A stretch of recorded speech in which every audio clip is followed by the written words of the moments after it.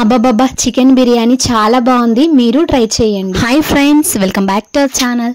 ఈరోజు ఈ వీడియోలో అయితే చికెన్ బిర్యానీ ఎవరికైతే చేయరాదో వాళ్ళకి ఈ వీడియో చాలా హెల్ప్ అవుతుంది. చాలా సింపుల్ వేలో ఎలా చేసుకోవాలనేది ఈ వీడియోలో మీకు చూపిస్తాను. వీడియోని స్కిప్ చేయకుండా ఎండ్ వరకు చూడండి.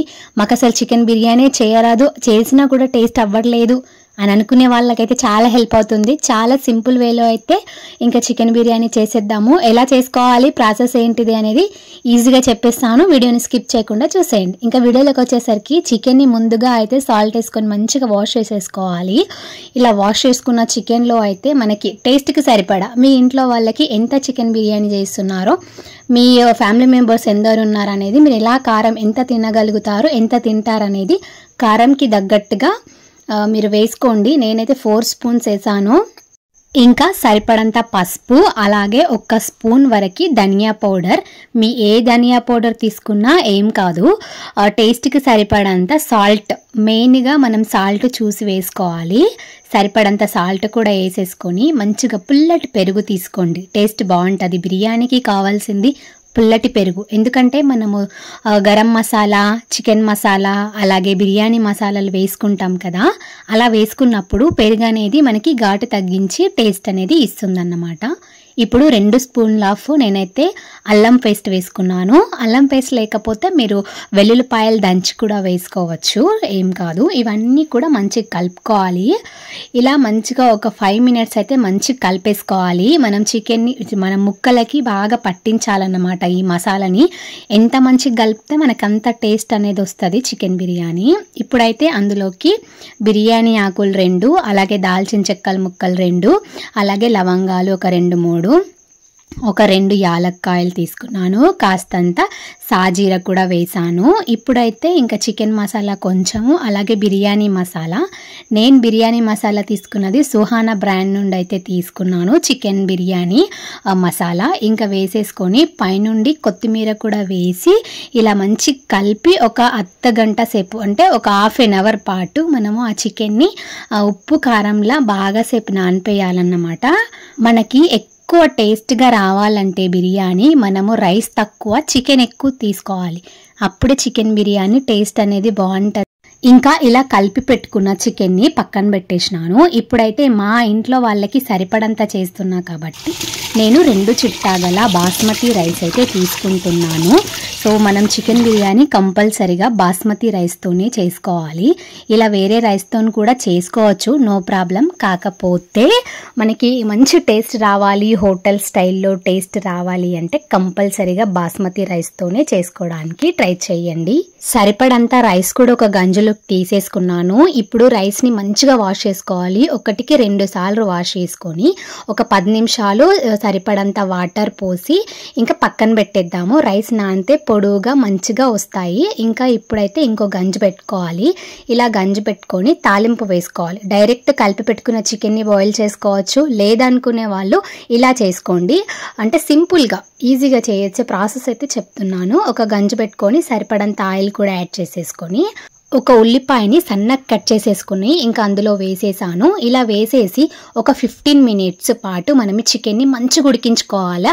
నేను చేసే ప్రాసెస్ చెప్తున్నాను, ఇలా చేసుకోండి. చేయరాని వాళ్ళకు కూడా దమ్ చికెన్ బిర్యానీ అయితే హైలైట్ వస్తుంది. దమ్ కూడా పెట్టుకోవచ్చు. చాలామంది చాలా రకాలుగా చేస్తారు, బట్ మీరు ఈ విధంగా ట్రై చేయండి. టేస్ట్ మాత్రం వేరే లెవెల్. హోటల్స్కి ఎక్కడికి వెళ్ళినా ఈ టేస్ట్ మాత్రం ఉండదన్నమాట, అంత బాగుంటుంది ఈ చికెన్ బిర్యానీ. ఇప్పుడు ఇంకా ఒక 15 మినిట్స్ పాటు మీడియం ఫ్లేమ్లో పెట్టి చికెన్ అయితే ఉడికించేసుకున్నాను. ఇలా చికెన్ ఉడికిన తర్వాత పక్కన పెట్టేసి ఇప్పుడు రైస్కి ప్రిపేర్ చేసుకుంటున్నాను.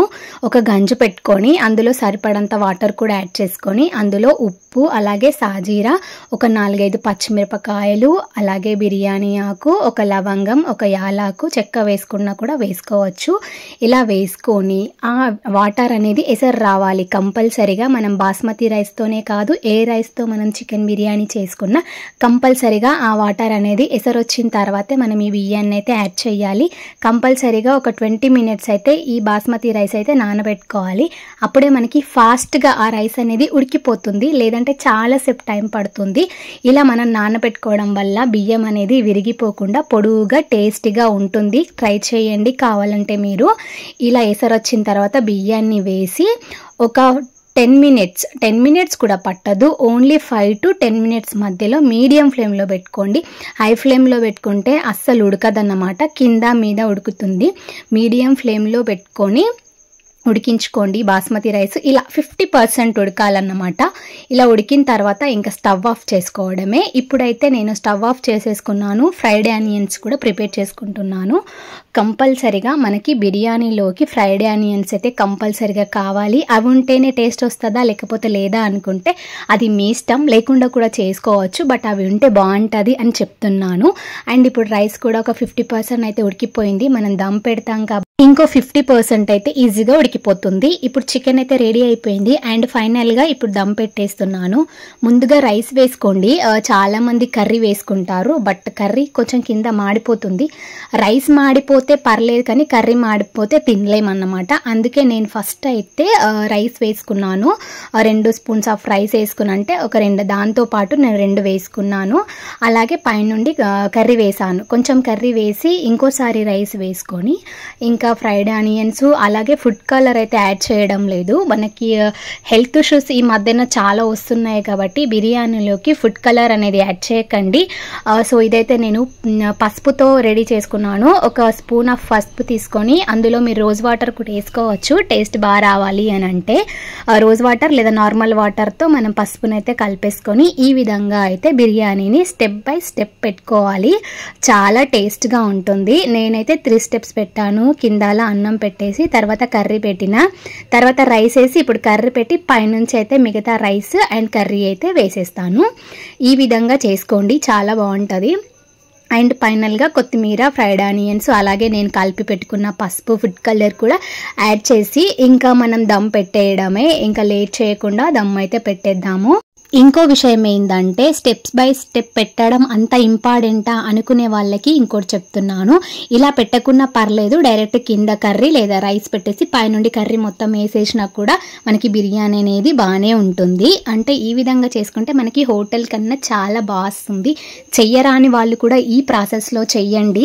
మీకు టేస్ట్ కాకపోతే అదర్స్ టేస్ట్ అన్నమాట, చాలా బాగుంటుంది. ఫైనల్గా నేను ఈ విధంగా అంతా కూడా వేసేసాను. పైనుండి కొంచెం నెయ్యి కూడా యాడ్ చేసి ఇంకా ఇప్పుడైతే దమ్ అయితే పెట్టేసుకుందాము. సో నేనైతే ఇంకా గోధుమ పిండిని కొంచెం కలుపుకొని మూత చుట్టూలా ఇంకా పెడుతున్నాను. అస్సలు కొంచెం కూడా మనకి గాలి అనేది బయటకు రావద్దు. మనం ఖచ్చితంగా ఈ టైంని పాటించాలి. ఖచ్చితంగా అయితే 25 మినిట్స్ to 30 మినిట్స్ మీడియం ఫ్లేమ్లో పెట్టి దమ్ పెట్టుకోవాలి. దానిపైన ఒకటి బరువుగా ఏదైనా పెట్టాలి. నేనైతే దంచేది ఉంటుంది కదా అది పెట్టాను. అండ్ చుట్టూలా పిండి పెట్టిన డైరెక్ట్ గంజి అయితే పెట్టలేదు. ఒక తావ పెట్టి ఆ తావ పైన గంజు పెట్టాను. ఇలా పెట్టుకొని 35 మినిట్స్ లేదంటే 25 to 30 మినిట్స్ మనం చూస్తూ ఈ దమ్ అయితే చేసుకోవాలి. ఇంకా ఫైనల్గా అయితే నేనైతే 30 మినిట్స్ దమ్ పెట్టాను. ఆ మీడియం ఫ్లేమ్లో పెట్టిన కరెక్ట్ 30 మినిట్స్ తర్వాత చూస్తే ఎంతో టేస్టీ అయిన దమ్ చికెన్ బిర్యానీ అయితే రెడీ అయిపోయింది. చాలా బాగుంటుంది. హోటల్కి వెళ్ళి మనం తినేదానికన్నా ఇంట్లో చేస్తే మన ఫ్యామిలీ మెంబర్స్ అందరు కూడా హ్యాపీగా తింటారన్నమాట. ఇదండి ఇవాల్టి వ్లాగ్. బిర్యానీ చేయరాదు అస్సలు అనుకోకండి, సింపుల్ ఈజీ అయ్యే ప్రాసెస్ అయితే చూపించాను. ఐ హోప్ ఈ వీడియో కనుక మీకు నచ్చితే ఖచ్చితంగా ఒక్క లైక్ ఇచ్చేసి మన ఛానల్ని ఫస్ట్ టైం ఎవరైతే చూస్తున్నారో సబ్స్క్రైబ్ చేసుకుంటారని మనస్ఫూర్తిగా కోరుకుంటున్నాను. ఫైనల్గా మా చికెన్ దమ్ బిర్యానీ రెడీ అయిపోయింది. ఇప్పుడైతే టేస్టింగ్ టైం ఆనియన్ లెమన్ పెట్టుకొని తినేస్తున్నాను. టేస్ట్ మాత్రం రియల్గా చాలా బాగుంది. మీరు కూడా ట్రై చేయండి. ఫస్ట్ టైం చూస్తే సబ్స్క్రైబ్ చేసుకొని సపోర్ట్ చేయండి. Thank you. నెక్స్ట్ మంచి లైక్ కలుద్దాం. బాయ్.